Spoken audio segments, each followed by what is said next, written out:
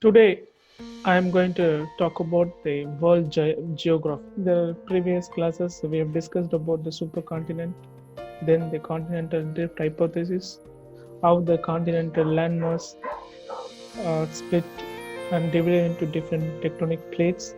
Then later, they have settled down at different Earth directions, then become as seven different continents of the world, with specific to Indian plate how the Indian plate geographically. So in today's class, where I'm just going to um, take you to the different the landforms of the world. That's why in the world geography we are going to cover all these landforms as well as the mutation. What mutation I'm talking about here is the geographical mutations. How they at the end of the continental drift process when they have reached the different directions, how this has been settled and how the climatic factors shape the world geography. We know we have got seven continents: uh, Asia, Africa, Australia, Europe, North America, South America, and Antarctica. There is no much land forms been observed in Antarctica since the Arctic belongs to both Asia and North America. Even we don't much about to talk related to Arctic. But Antarctica itself is a separate continent. It is a polar region. There is no other physiographical structures been found. So, in with respect to these six continents, we are going to talk about the physiographical features, means of mountains, rivers, forests, deserts, plateaus, and grasslands. Probably you can put suffix like the mountains of the world, rivers of the world, forests of the world, deserts of the world, and plateaus of the world, as well as the grasslands of the world. So all these global landforms, how this has been created in geological time.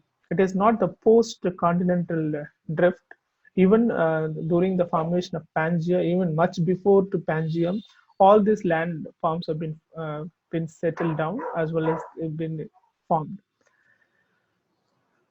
I'm not going to talk about everything related to mountains, or not. I'm going to talk about each and every rivers of the world, where significantly, it covers with respect to the significant features.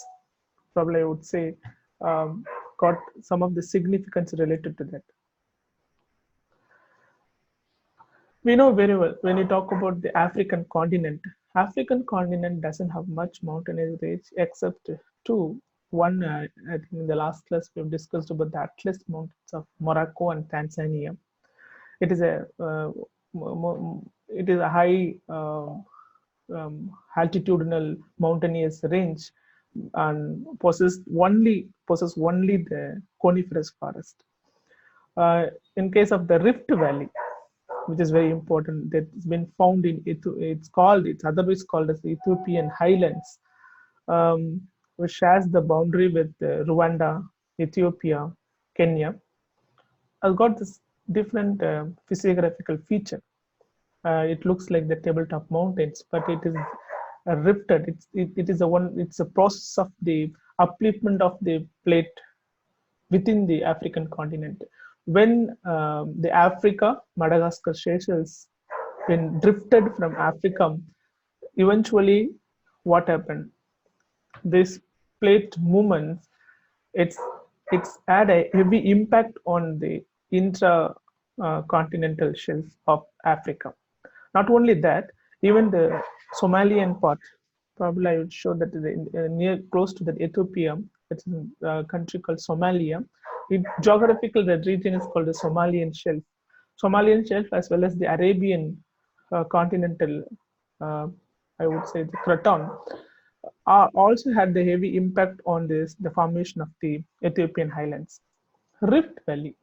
What is the significance of the Rift Valley? When you want to talk about the Rift Valley, there are few important points come to your mind.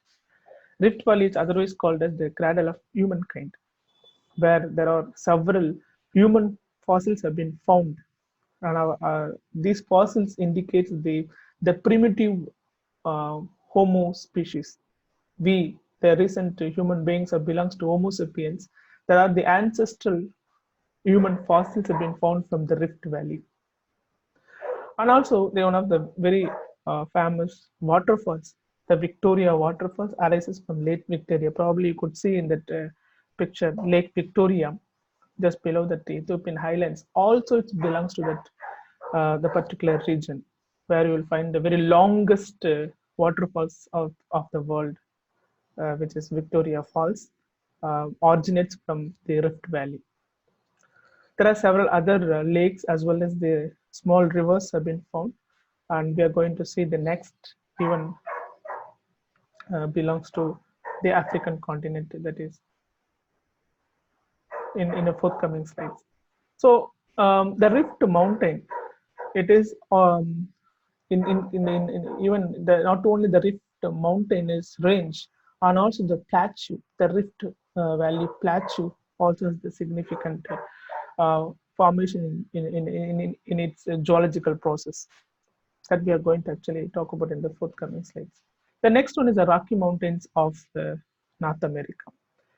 So even it is exactly no, we would say plateaus or rocky mountainous ranges are not uh, dis, uh, distant to each other. They are very close to each other because the mountainous range, the plains, it forms the plateaus, and also it is it is very close to each other. The mountainous range, unless the valleys, it's been formed as the plateau. The Rocky Mountains were actually contributes the origin of the river Mississippi. The river Mississippi flowed through the entire, I would say, two-thirds of the United States province, which is a major irrigational river in United States of America that originates from the Rocky Mountains and flow through the different provinces of United States, where you will find the Colorado Plateau also, uh, just left side of the western part of the um, uh, North America. The next one is this is how the origin point. I would like to show the origin point. It is not, it's widespread. It is very wide. Mississippi is pretty wide, but this is the place where the Mississippi River originates from the Rocky Mountains. And the next one is the Mount Andes. It is the longest mountainous range. Uh, which what does it mean? One of the longest mountain range in the world. It starts from Venezuela and ends at the southernmost tip of Argentina. Now I would say the southernmost tip of the South American continent. The entire western part of some South American continent, it's guarded by the Mount Andes. We know that very well. Is last in the last class we have discussed about much about the Indian orogenies. One is Himalaya, the another one is um, Western Ghats as well as the Eastern Ghats. We know that very well that Western Ghats and Eastern Ghats both are the intact mountainous orogeny that has come from Africa. Then the upliftment of the Indian subductions resulted into the highest altitudinal ranges of the Himalayan mountain. The another one, if you are talking about the mountainous ranges, there are some significant features been found in within these mountainous ranges. The many waterfalls originates from the mountainous ranges. Even in case of India, the river Godavari, river Krishna originates from the mountainous top of Western Ghats, northern part of the Western Ghats, as well as the Ganga, um, Indus, Brahmaputra originates from Himalaya. Likewise, um, Lake Titicaca, one of the upland lake system, and also the world's largest deep lake, been found, which shares the border of Peru and Bolivia in South America, which is found in the mountainous peak of the Mount Andes. So we just in the previous slide we saw that the Mount Andes is there in the western part of South America. The Lake Titicaca is present in just the mountainous top, one of the world's largest deep lake. And also, if you like to see um, other features when you talk about the mountainous ranges, what is only active volcano, still it's an active volcano, which has been found in South Asia. It's distributed in India, from barren island of Andaman. It's only one island. It is called a barren island due to the volcanic eruption. The vegetation and any other biotic invasions are avoided. So it's smoking. It's still smoking. That's why it is called active volcano from barren island of northern Andamans. Next is the rivers. When we talk about the rivers, um, there are several rivers from different continents, uh, which flourishes flourishes the continent as well as the reason for the different civilization. With respect to civilization, the Africa and Asia actually in a major part to brought out to the human evolution, human civilization, like Mesopotamia, Harappa, and Mohenjo-daro, and um, uh, yeah, Yellow River civilizations. All these have been formed only just along the river side. So when you come to rivers, the Congo River, the largest river system in Africa. What is the specificity of this Congo? Congo originates from Katanka Plateau. You could see that just down it's a Katanka Plateau where it originates, and it it also has a very famous waterfall, which is Boyama waterfall. The Pygmy tribes from Congo are inhabited in this particular mountainous range.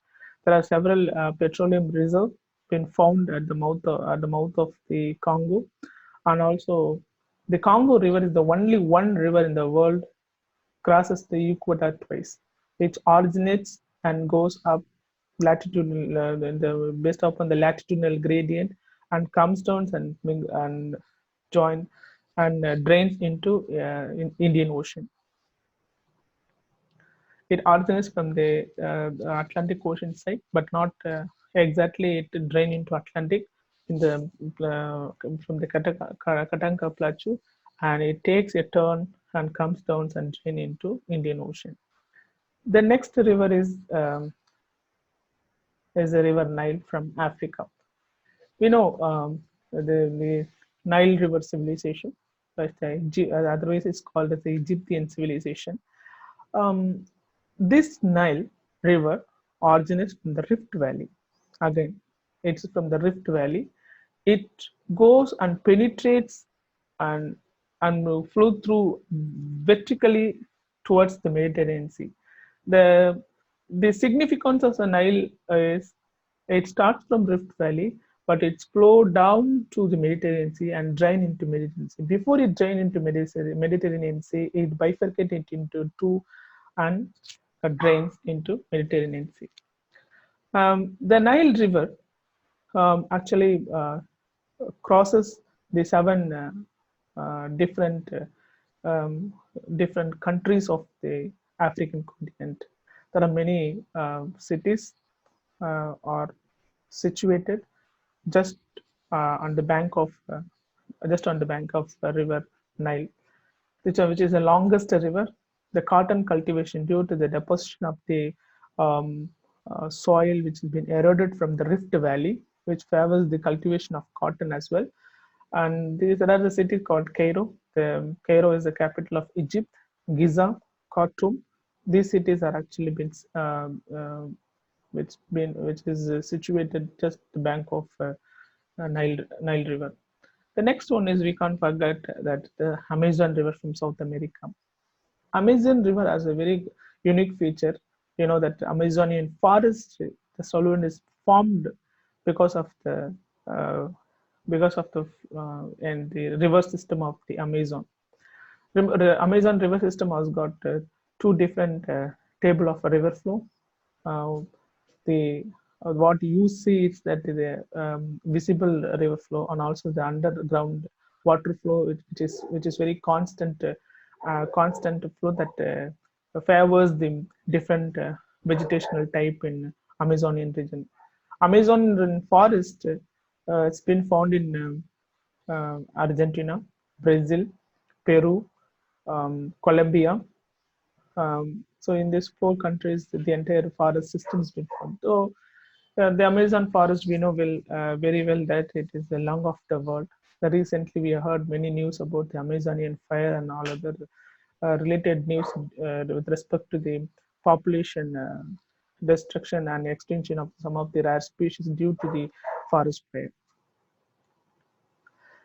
Next is the Indus Valley from India. Indus Valley, which actually encompasses not only India, it also shares the border with Pakistan.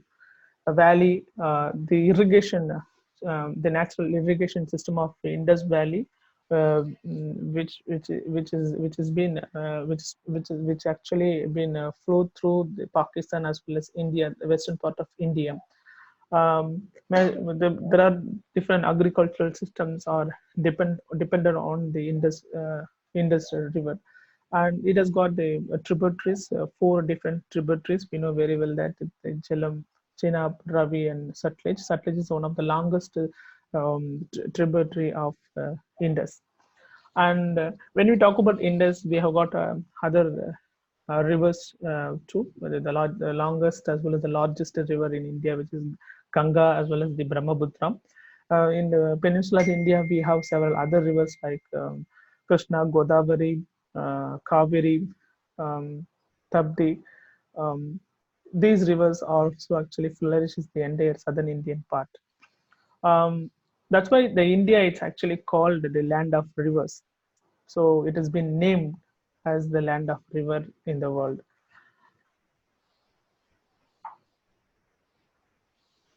Next is the forest. So when you look at this global map where the distribution of forest been overlaid, um, all the tropical zones also is being green, and also the when you look at the temperate regions, so they're in green. There are two different type of forest system here. It's a temperate forest as well as a tropical forest. When you look at the North American, the uppermost close to the Arctic, that even in Russia and Siberia, this green uh, the thematic representation indicates the presence of the coniferous forest, which is pine forest, and the tropical zones also indicates in the green color, dark to the light green indicates the tropical forest system, which covers the most of the angiosperm flora. Pine forest is the gymnosperm flora, and this one is the mostly belongs to the angiosperms. But the tropical zones, especially the South America Amazonian forest, African Central African forest, as well as the Southeast Asian forest, harbors the world's largest species diversity, not only the floral diversity and also the faunal diversity. So if you try to know specifically see what kind of forest systems or types are available across this continental mass, I think it's very difficult to look at in each and every colors in detail. But I would just wanted to show that uh, the major forest types. When you see in the dark green, it's a tropical rainforest system. So this is the tropical rainforest in the dark green in Africa as well as in Southeast Asia. It is so Sumatra, Java, Borneo, and Papua New Guinea and northern part of Australia are rich in the tropical rainforest system. Even in India, you'll find the tropical rainforest system in Western Ghats as well as in the Eastern Himalaya. This part actually it represents the highest monsoonal system from Meghalaya as well as from Nagaland. So India is one among the uh, largest biodiversity center in the world. Brazil is the number one in the biodiversity. India ranks at four. And Africa also contributes the richest diversity because of it is being called as a center of origin for many plant species as well as for animal species. Because where actually the other continents been drifted, that's the reason it still harbors the highest diversity of plants and animals. That's why I would like to show the African continent, but even here it's very difficult to get into details. But in overlay the Central Africa, it's richest in vegetational diversity. When it moves towards the northern part is the Saharan desert. Even in the southern part, we've got the Kalahari desert. Kalahari desert is there in the southern part of Africa, and the Sahara desert is there in the northern part of Africa. Only the central part of Africa is rich in biodiversity as well as the animal diversity. There are several mammalian taxa been reported. You won't find giraffe anywhere in the world. You won't find lions except in India. It's Asiatic lions are present. Otherwise, you won't find lions anywhere in the world. There are the zebra, and there are the unique wildebeest. The populations are only restricted to the African continent. There are several amphibian species. There are several primate species are actually restricted to this particular continent. And when we are talking about the vegetation, not only the vegetation on the terrestrial system, and also the vegetation in the oceanic surface is very important. The vegetation, that's the only vegetation, it's a mangrove ecosystem which which protects the coastline as well as the seashore from the windbreak as well as from any earthquake moments, which has got a specialist vegetational adaptation by producing the nematophores. So anchoring these roots into the shallow waters, especially in the backwaters or the coastlines, which protects the erosion from the high tidal conditions. So when you look at this global map, wherever the red mark has been marked in all the continental space in Southeast Asia, Africa, as well as in America, all these coastlines been safeguarded by the presence of the mangrove ecosystem.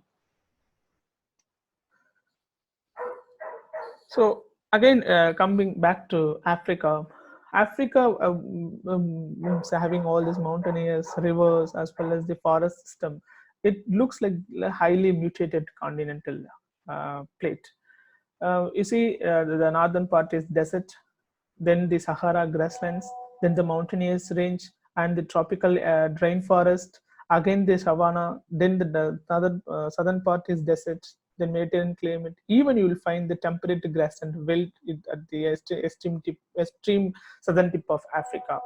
So, which encompass, especially the African continent, and alone shows the anomalies of different landmarks. It's anomaly, like mutational anomalies of the different landforms. So then we'll just go to the next deserts. Uh, Desert, we know there are the several desert plays a major role in swelling of the global winds across the world. So desert is a landscape or region that receives very little precipitation, less than 250 millimeter per year. So that's why it's been turned, even if it is a fertile land, due to the poor precipitation, that particular geographical space is turned to be desert. Even in a geological term, there are several deserts been origined due to the lower precipitation. The desert can be classified into four: polar desert, subtropical desert, cold winter desert, and cool coastal desert. When we say desert, we only look at the camel which is walking on the sand dunes. That's not only the desert. Even if you see the polar bear walking on the glaciers, also is a desert. It is called the polar desert, and in that other case, it's called hot deserts. Mostly the Thar as well as in Sahara, what you will find is a hot desert. It's a tropical, subtropical desert regions. Approximately one third of the Earth's land surface is a desert. So there are the few deserts have been listed here. When you say the largest desert in the world, it's Antarctica. Antarctica polar region is the largest desert in the world. But when you talk about the desert of the subtropical region, the Sahara, definitely the Sahara is the largest desert in the world. But when the question is being asked, which one is the largest desert in the world? Definitely the Antarctica, which is the cold desert. If there is no specific no emphasis in that particular question, if the options will be given in that way, you need not to be confused. If the options are given, definitely you have to strike. If there is no option of Antarctica, then definitely you can go for answering with Sahara. But you should know very well that Antarctica and Arctic are the polar deserts. Sahara and Arabian, which is Syrian deserts, or the subtropical deserts. Even the Kalahari and Great Victoria from Australia, or the subtropical desert region. Patagonian of South America, as well as the Gobi Desert of China and Mongolia, are the cold winter deserts. Cold winter deserts. So, and also I would like to show the surface area 5.5 million, 5.4 million, which is huge compared to 3. But even in the land, the tropical land, occupying the 3.5 million million square, it's quite significant, which is present in northern Africa, northern African region, which is Sahara Desert. Um, there are the vegetational modification. If any plant or animal survives in the desert region, they should undergo the adaptation. So I think when we are studying in the environmental sciences, probably we'll cover these areas, how the modifications occurs in this particular region, and what all the modifications signifies their signifies their life in that particular extreme habitat. But the cactus, because the modification of the stem, either stem or leaf, make them to survive in the desert regions, as well as in the Antarctica. Antarctica is a McMurdo dry valleys, or the largest desert on this earth, near the Lake Hoyer, which is present in Antarctica.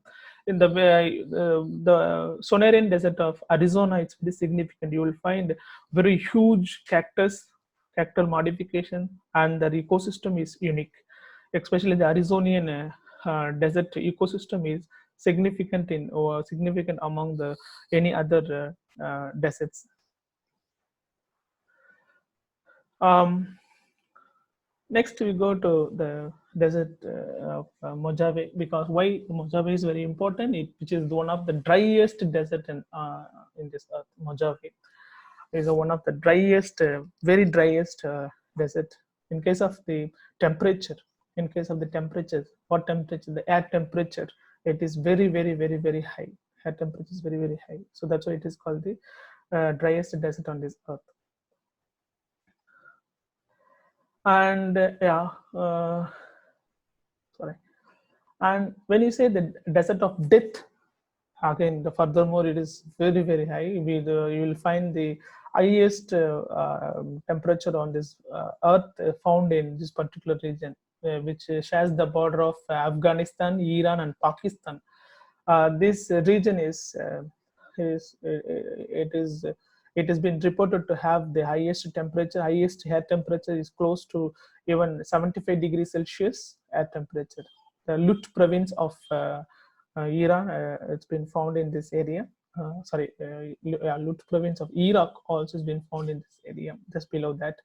What I would like to show here, because of the windstorm and high temperature, it is very difficult to survive in this particular region. Crossing this particular desert is almost equal to the suicidal activity, because crossing the desert and without any which is very long, as well as high temperature, that makes any voyagers or travelers to survive in this area. I would like to highlight two different points here. One is this part, the Helmand. Probably you could see here is the Helmand. Helmand is the part. It's a place. It's known for opium cultivation. You know, opium, heroin, all this morphine, all this the drugs. Drugs. I'm not talking in that in a negative sense. These are all the drugs can be used as a pharmaceuticals. Opium is one of the. This place is actually produces one of the world's largest opium cultivation, and Rajasthan. That you could see the Rajasthan, which has exact the border with Pakistan, so again one among the very driest geographical zone in Asia.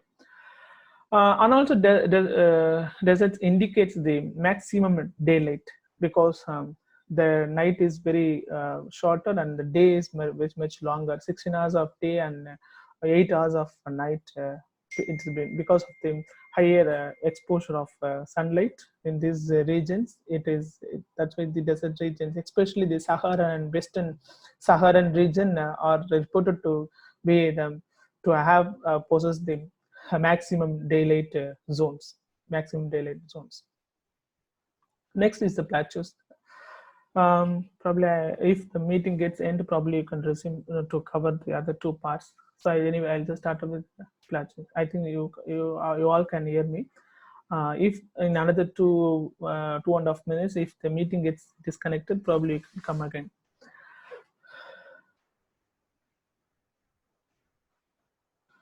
Plateaus. Tectonic plateaus are formed from processes that create mountain ranges. Volcanism, there are types. Deccan Plateau, it's the best example. Crustal shortening, thrusting of one block of crust over another, because it's overriding or upliftment of any tectonic plateau. It results the plateaus. Unfolding, that is the best example is Tibetan Plateau, which is present in Himalayan range. We know that Himalaya it's undergone convergent plate tectonic movement. And the third one is a thermal expansion. The thermal expansion, which is very good example for the Ethiopian highlands.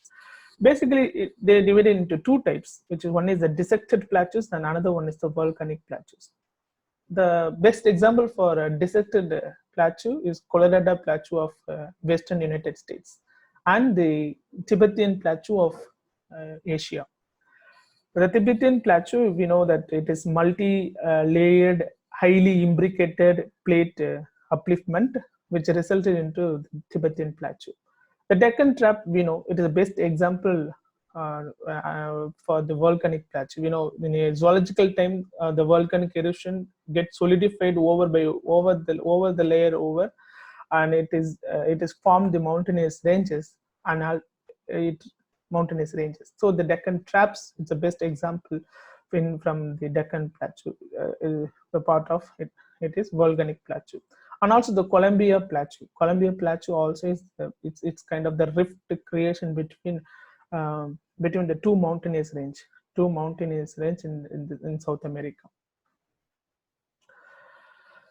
So when you wanted to look at where all the plateaus exist on this earth, there are several plateaus.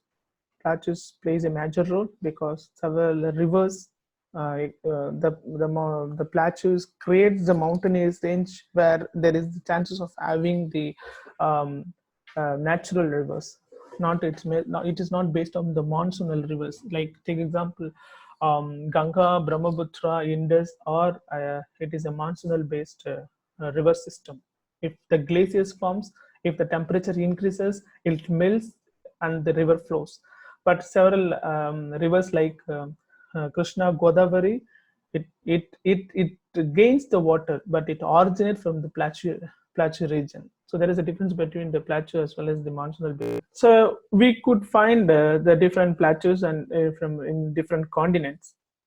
Starting from North America, Colorado, Mexican Plateau, Colombian Plateau, and then Altiplano, Patagonian, in Katanga, where the Congo River originates, East African, Ethiopian Highland, that is Ethiopian Highlands Plateau, Agar in Sahara, Spanish Iberian, the largest mountainous range, Mount Alps, where it with the extended Bavarian, Massive Central, the Laurentine Canadian Shield, which has been found at this eastern part of North America, Tibetan Plateau, Deccan Traps that you could say from peninsular India, Loess, and Anatolian from just below the Turkey, and Taurus, all the mountainous ranges.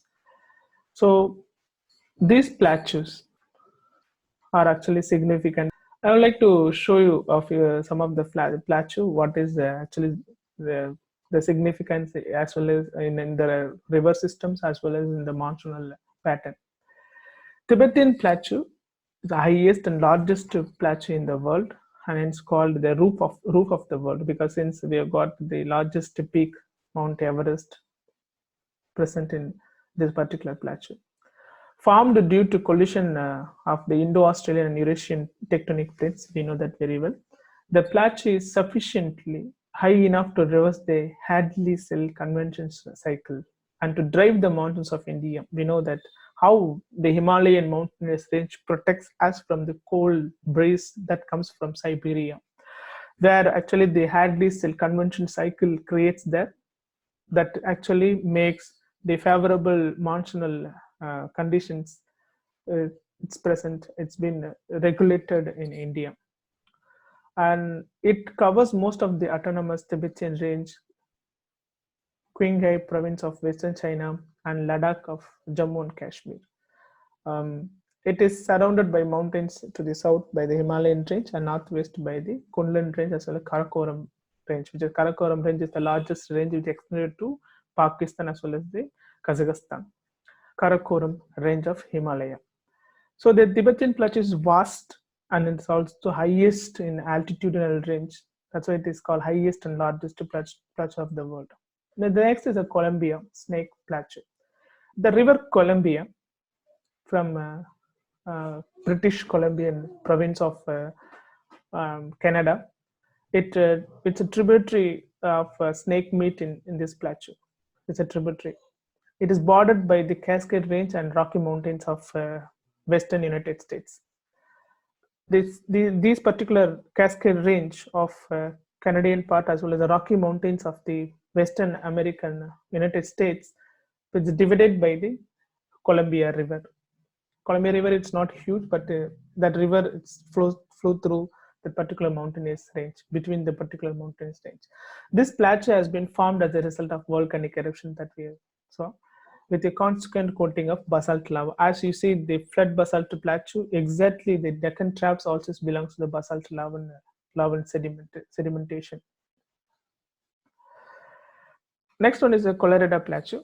It is lying to western part of US. It is the largest plateau in America. It is divided by the Colorado River and the Great Canyon. We know there are several pictures, the beautiful images probably would have come across, but you don't know that whether it belongs to canyons.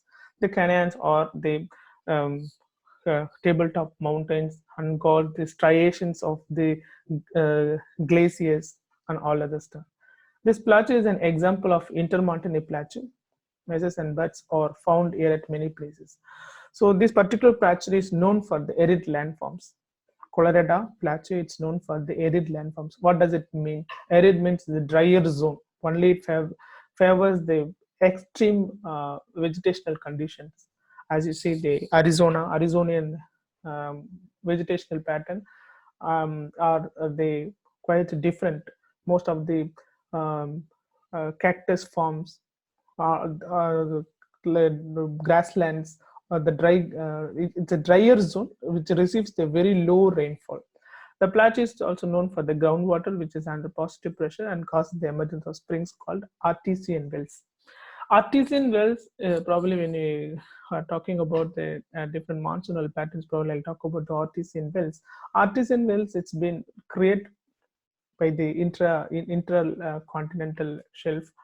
It is not exactly belongs to the global monsoonal weather monsoonal cycle, but it has been created there itself by the presence of the different variations in the temperature. Deccan Plateau, we know, the Deccan Plateau is a large plateau which forms most of the southern part of India. We have discussed about the Deccan Plateau. Deccan Plateau is a drier zone invasion to southern India. That's why it has been the Deccan Plateau. It is penetrates between the Western Ghats as well as the Eastern Ghats. It is exactly the triangular cone shape. It's a triangular cone shape. It's that Deccan Plateau from the central India to the southern India. The western part is it's bordered by the Western Ghats, and the eastern part is bordered by the Eastern Ghats that produce the plateau. In that particular region, Deccan Plateau, the Deccan Traps, which is the largest volcanic feature. That is one of the largest volcanic feature on this earth, which covers 500,000 square kilometers in area. The Deccan Traps geographically very significant because it possesses the unique fossils comes from the different geological time. It carries the different fossils. It's dated back in Cambrian period as well as further back in geological time, and also the different mining regions like mica, diamonds, gold. The KGF, Kolar gold field, also present in this particular plateau region, and the different metals of the Golconda region, different metals of the Golconda region. The last part of the landforms on this earth is grasslands. It is not separate from the forest system, but slightly differ from the forest system because it has been influenced by the global climatic conditions. When you look at probably left side, the legend has been given desert will be laid in the yellow color. Grasslands are highlighted in the fluorescent green color. The forests are highlighted with the dark green color. So it is like the conversion of, I would say, the conversion of the forest vegetation into the grasslands. It's heading towards the desertification. Yeah, it's heading towards the desertification. When you look at it's due to the monsoonal pattern that is influenced the forest system. It is get converted into the grassland, then eventually it be desertified. That's how the formation of grasslands is lead to. And the members of the grasslands are the grasses. Botanically, it is called as a monocot plants. The forest system, the forest different forest system like rainforest, deciduous forest are most of them. They contain the members of dicots. So when I try to overlay this graph, there are the different types of grasslands. When I look at the North American temperate region as well as the Asiatic temperate region possess the tundra, and the center of North American region has got the prairies, and South America has got pampas. Australia has got savanna, as well as Africa has got the largest savanna region. But it is called the pampas in Australia. It's significantly called as the downs of Australia. It's a different type of grassland. It is called downs. There are Australia is one of the country in the world favors the highest grazing because of the presence of these grazing grasses, because not all grasses can be grazed, but the grasses found in Australia, it's largely been grazed by the cattle. So cattle rearing is abundant and rich in Australia due to the presence of the specialized grass species. And the wild type was only type which undergo the perennial habit, which means it won't die. It's not annual. It's not comes in each and every year. Annual means the plant comes in each and every year. But wild grass types or has got the very thickered rootstock. It stayed remain in the ground. Whenever the rain they receives the rain, it will come up. So and the parent pot, the elder thick part will remain in the ground. And also the steppes, the very specialized grass found in European country, as well as it shares the border with the Western Asian part. The steppes grassland vegetation. So I would like to show some of the, but in this page is a very informative and very good data on the global grassland, the type of grasslands, and with respect to their the taxonomical group differentiation, but it's very difficult to get into details. But I just would like to show the furthermore overlay of the different grasslands found in the different across the continents. The Puna grasslands from the Atacama desert, it's also a significant grass type and favors some of the ecosystem, the vegetational type, as well as some of the animals. You can see the flightless bird from South America. The prairie grasslands of North America, as I mentioned, is found in North American region, especially the center of North America. Also favors the grazing and cattle rearing. Downs of grasslands, this is how the ground downs of grasslands looks. And the savanna, one of the very important ecosystem that is facilitated a lot of carnivores and in the particular region, in the Central African region.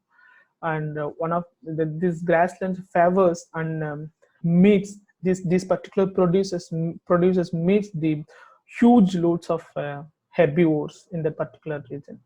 So that's how the food chain been connected and food web been accelerated and the ecosystem's been maintained there in Africa. And I have shown this figure in the last class also, the Western Ghats, the unique forest type, the grassland forest been found. It's a mountainous grasslands. The mountainous grasslands, one day you will find it in India, especially in Western Ghats. It's called as a shola vegetation. I would like to show, when I'm talking about the grasslands, definitely I should show this picture. These red marks indicate the desertification, how the global warming changes the vegetational type and also leads to desertification, changing slowly the forest vegetation into grassland vegetation. The grassland vegetation eventually be desertified in future, not in 1 or 2 years. In geological time, perhaps it would happen, but that's how the predictions been managed. So thank you for watching and keep listening and studying related to this particular